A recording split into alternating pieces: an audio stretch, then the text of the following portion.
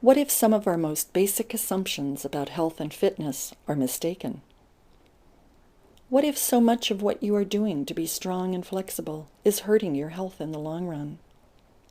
This woman's strength is truly bone deep.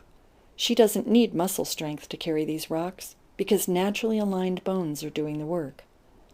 This man, were he to try carrying rocks on his head, would have to use straining muscles to do this, since he can't rely on aligned bones to help him. His strength is superficial and temporary, and will last only as long as he continues to work at it, over and over again. Our culture's emphasis on sculpted muscles and rock-hard abs may have come about from our having forgotten along the way how to inhabit our bodies as intended by our design. As young children learning how to walk, no matter where in the world we are born, each one of us has to find the central axis, or plumb line, along which the joints that carry our weight, ankle, knee, hip, and shoulder, line up. Although babies don't understand the details of what they're doing, once they have figured out how to stand and walk without falling down, their leg bones serve as vertical pillars.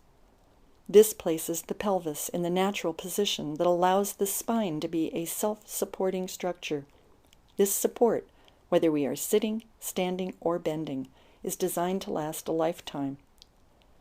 Throughout history, on every continent in the world, people have carried bricks, rocks, water, food, furniture, just about anything at all on their heads, sometimes day in and day out for decades without developing problems.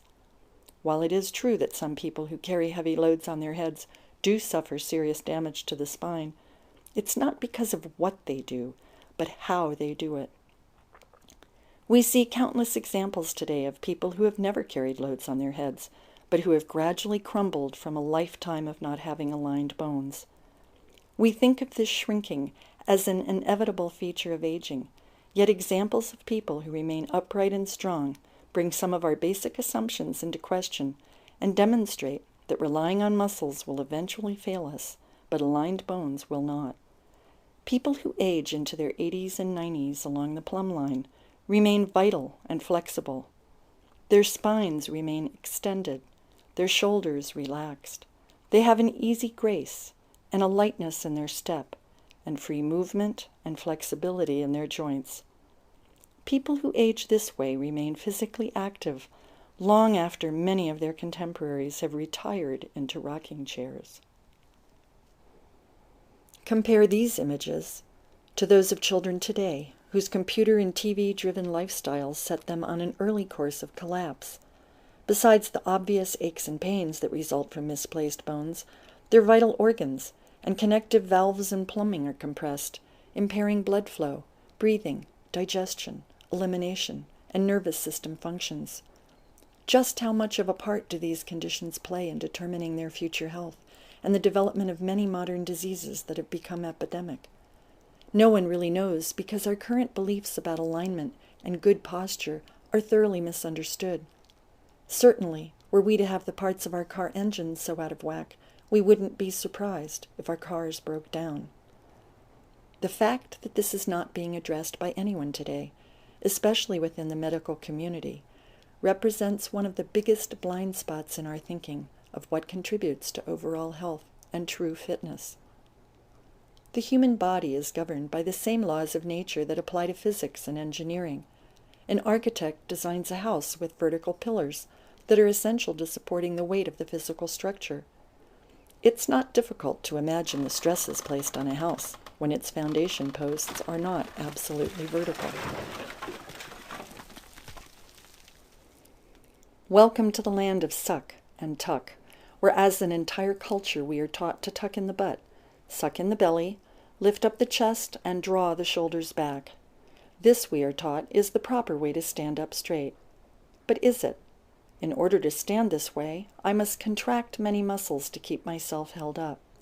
Not only does this shorten the back of my spine, squeeze my organs, tighten my diaphragm, and thus affect my breathing, it pulls my leg bones off the vertical line. When I let go of the muscle tension that is holding me up, I collapse, for I don't have aligned bones to support me. In both cases, whether I am collapsed or pulled up, my leg bones are not vertical. Take a look at what happens, even when I am working to hold myself up, if someone presses on my head, mimicking the effects of gravity over many decades. Like a building without foundational support, I crumble. Notice how different things are when I am supported by vertical legs. Here there can be a relationship between pelvis, ribcage, shoulders, and skull that provides maximum length through the spine.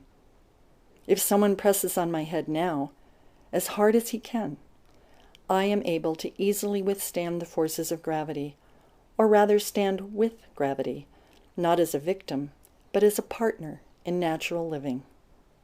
Knowing these facts causes me to change the way I exercise, the way I might practice yoga, lift a heavy box, or bend to tie my shoes.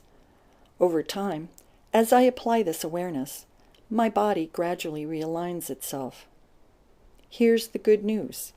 Just about anyone can relearn, with a bit of practice, how to return to the natural design that brings us into physical alignment with an essential aspect of who we are as human beings. In this way, we become free to be genuinely strong, easily flexible, and comfortably healthy for the full length of our lives.